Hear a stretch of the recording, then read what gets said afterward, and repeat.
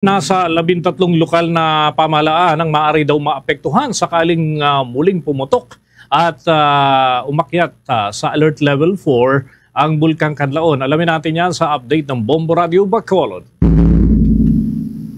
Tinatayang 13 mga bayan at lungsod ang maapektuhan sakaling muling pumutok ang Bulkan Kanlaon at maakyat sa alert level 4 ang status ng bulkan. Sa panayam ng Bombo Radio kay Office of Civil Defense Region Fernandez.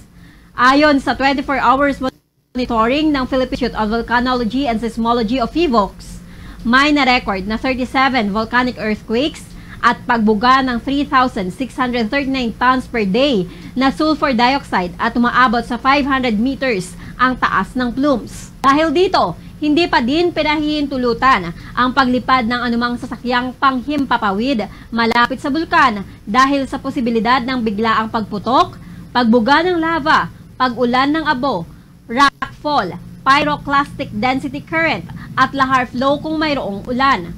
Ayon kay Fernandez, nang pumutok ang bulkan, ang lubhang naapektuhan ay ang bayan ng La Casillana, La Carlota City, at Bago City sa Negros Occidental, gayon na rin ang Canlaon City sa Negros Oriental. Ngunit sakaling iakyat sa Alert Level 4 ang status ng bulkan, tinatayang 13 mga local government units ang maaaring maapektuhan, kabilang na ang bayan ng Moises Padilla, Pontevedra, Isabela at iba pa. Isa din sa pinag-aaralan ang lilipatan ng mga evacuees na nasa bayan ng La Casillana at mga lungsod ng La Carlota, Bago at Canlaon sakaling lumala ang sitwasyon.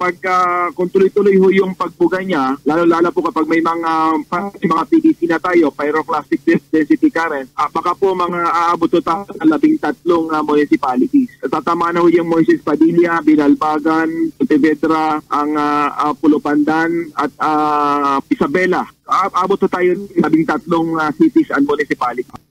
Mula rito sa lalawigan ng Negros Occidental, para sa Bombo Network News, si Bombo Glory Faisal Shario. Para sa number 1 and most trusted radio network in the country, Bombo Radio Philippines, Basta Radio. Bombo!